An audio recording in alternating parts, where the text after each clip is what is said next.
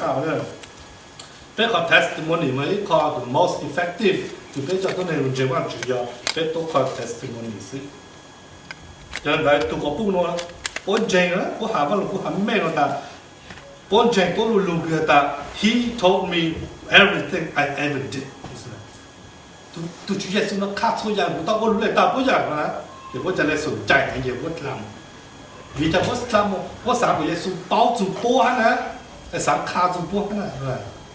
giờ bé mong mà nó này nhau là tem thật gió nhìn đó thì nó thu bé ột lăng ột này ột dày bé chỉ là một khăn tao thu bé ột đá mà đá bé chỉ sỏi nói thế này có một khăn nó đi bé chỉ là chỉ bé chỉ tao ột đến nó chỉ nó chỉ tan này vậy bố sủng trái đấy tôi cũng chỉ cái tao nhìn tao lên sang sang bao đồ có ta nè tôi có bút nó có test món gì đó ta nhớ đời lòng trong cầu cái cột lót mà nó hai lên lòng trong cầu cái cột lót mà nó hai ta how then can they call on the one they have not believed in? And how can they believe in the one of whom they have not heard? And how can they hear without someone preaching to them? Giờ bên đó cũng cá kề nó sẽ tôi này tôi chỉ nói à tôi này có chẳng chỉ nói chú Giêsu sáng cổ bé la mọi tôi cho tôi này nó tên là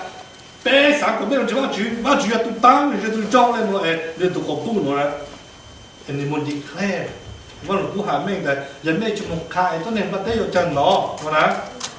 nè chúng mới là tìm một cái này tôi này bắt tay vào trong bù mà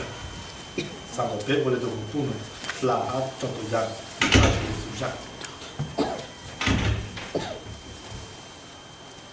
giờ này là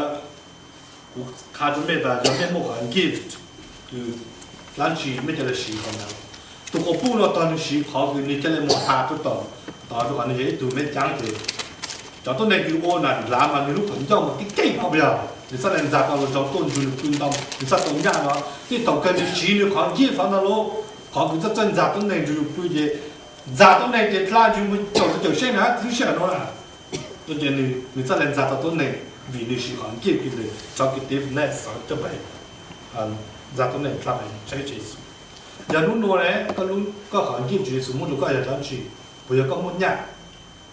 bây giờ có cái khán đạo bây giờ có cái music bây giờ có cái vocal preaching có cái khán có cái gì use your gift to impact the world giờ mấy chỉ chỉ mấy còn kịp lấy cái nụ sẽ bị tôi biết chỉ xí để chỉ tao xí đấy, đúng không? Bây giờ mấy nhà tao sẽ phải chỉ lâu sẽ nó để nó chỉ tao, cái này đấy, bây giờ tao nhà ô nhà hàng kia cũng chỉ bù cho bé này tôi có bù nó thầu cơ, con chú này trong lời gì này xí này hàng kia có bù gì đấy, chắc chắn phải em phải bù gì đấy, cái này đấy, giờ có một nhà sau bù cái nhà tổ chức có, bây giờ trả lòng một hôm, complete rồi xong giờ có gì tụi này kinh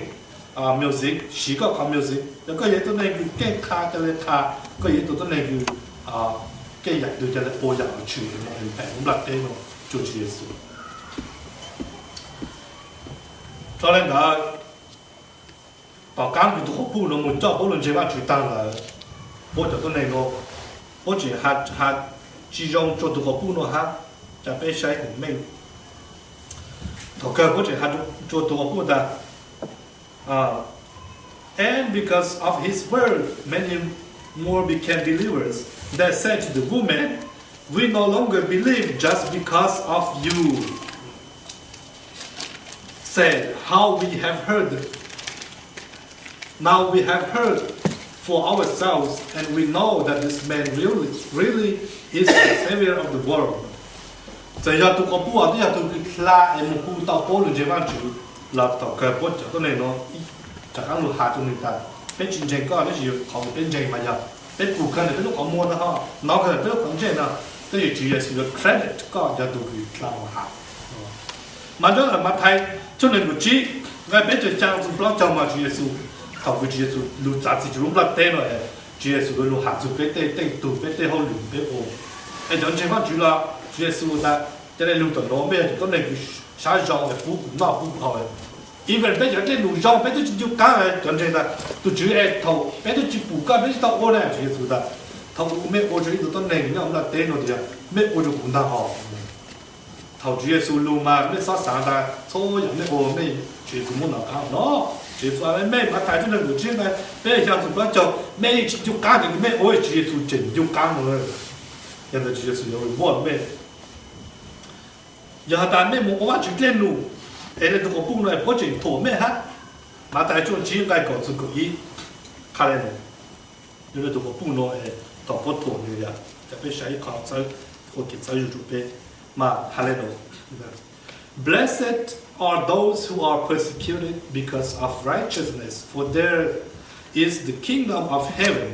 Blessed are you when people insult you, persecute you, and falsely say all kinds of evil against you because of me. ก็เช่นตัวคนผู้คลำหาผู้ที่โตจีเยซูบ่ทันจีเยซูตัวคือบ่จีดินไหนแต่จียอนอยู่บ่สันจริงไอ้จริงตัวตัวผู้ที่จีเยซูหาได้อยากก็เอาเล่นหนูจะกูหรือตัว don't worry ก็จะตัวต่อก็มองดูอยากก็ตัวฮะแต่ก็ในคือตัวก็หาเพจก็เช็คก็มีอยากก็เอาจะกูก็จะตัวคือต่อก็มองนั่นแหละยังไงตัวผู้โน้ต่อไอ้สักเดี๋ยวจีเยซูหาได้แต่รู้ว่าจีเล่นจะหาจีเยซูหากันได้จะเป็นคลามุมละโอวันจุดเต็มหนูจุดลุ่มละเต้หนูเนี่ยเป็นสัญญาเลยพูดละวันจุดยอฝงก็มองจุดเป็นแต่เขาคือจุดเป็นใช้ส่วนใช้เป็นการกิฟต์โน้เดียวเขาคือเป็นคลามุมจุดสุดเต็มเขาคือลู่อยู่เราจะลู่อยู่เขาลงจู่อยู่เราอยู่จู่อยู่แต่ชิมาวันจุดจีจอบเป็นเจ้าวันจุดจออยู่ได้bây giờ tao có mong số rằng bé ô nó chỉ bông khỏi đây, cho nên làm một hạt chỉ có khoảng kia là con chỉ thích lên một nụ. Học cái đó buổi sáng cho bé được sai thọ illustration hoặc là cái bé xong rồi. Mong mua hy vọng luôn cho là gì? Hy vọng cái real story mong ít hàng này là. Cho thấy tên là tên cứ bây giờ lâu ít một chỗ làm lại luôn đó. Học cái lá trên trong bé một chỉ tỏi chẳng nó dễ chở lâu tê tỏi chẳng luôn lên nó là bây giờ thì có một thọ tên nó nhiều khó cứ luôn lên nó thì có một lúc cày lên cứ khó story của ta nó học bé thì cho một chỗ đủ để thọ bé lúc khó chơi chẳng bên lúc cày lái rằng là tu lên trong này lúc chơi bố lúc chơi đi lên chuối lúc cày chơi thọ bố tổ lúc cày chơi bố sẽ tê lại của nó bố nhìn gì nữa chứ bố thâu chỉ tỏi là thì bố chỉ bắt là cho lúc càyอยู่คลาบ้างนะก็ชิมาเป้าเจตัวก็เจ้าเจตัวจีตาไม่อยากถึงในมองดาวเลยไม่อยากก็พูดเลยก็คือมึงข้อละเต้าละที่ตัวเลยเจ้าขอหนึ่งมองแม่นดาวละหนึ่งชิปปุ๊บจอไกลเนี่ยไกลเนี่ยยังไม่จอสุกุลของพ่อเจตัวเท่านั้นแต่สิ่งที่ตาลับเป้ากับล้านเจนะลับจอลูกไก่ลับหลับแต่ยังไม่ถึงในเราที่เจ้าที่ตัวเลยแต่เป็นรุ่นนั้นยอมรับเต้นเราก็ยังก็ถูกลักตั้งแต่ตัวลูกไก่ที่จริงๆยังไม่ลูกเขาเท่ก็ตัวจุดรุ่นนั้นเต้ก็สร้างมาชีวิตสุดที่สุดไอ้ก็ตัวก็จ๋าเลยจริงๆยังหันยังเท่ขนาดตัวกันตัวต่อแค่อยู่ชวนดื่มได้สินะไอ้ชีวิตสุดสังเราก็จอบโผล่ลูกไก่คือยังรุ่นนั้นเต้นไอ้ก็ทำมาหาอย่างนั้นไอ้ก็ยังมั่วฟรีดอมเขาฟรีดอมเขาแต่จะตุลาคลาตุตาหาอย่างเจ你靠肥皂，用来给木头就钱就没得去了。哎，那靠swiftness 个靠劲哈呢，用来接触靠 power。这个多拉多个正路开了不差，但是也一直都能有出滚当的头，多人这的都拉着跑路开，都拉满出来了，都真内蒙一脚去做。原来那路在边家路边多个正路开，哎边拿去出手户，边找跑路是来当真样一直没在。就被一样个人的，做耶稣ใจไง他耶稣莫跑为找到被，好给变成下去，那要不得耶稣上被一要被弄耶稣的说服，二要到梦一有 comfort zone， 还被是个环境完全得决定，我弄给，但那个就要弄到被。กูจะไปใช้มันกูอีกคอเลยเราเสียไปถามว่าจะเป็น万主别个叫做个是路个，个多别要住啊，就还从不啷个一直到就按照用个，ไอ้ต่อก็ปังก็เป็นเสื้อจีอันอยู่ต่อหาอุ้นในจุดก็ต่อจิ้มหาจับตัวในจุดก็จะจงไอ้ว่าจิ๋วเฉยไปโอ้ก็ใช้ก็จะดูตามไปสั่งก็จงจีสูงไปอาเมน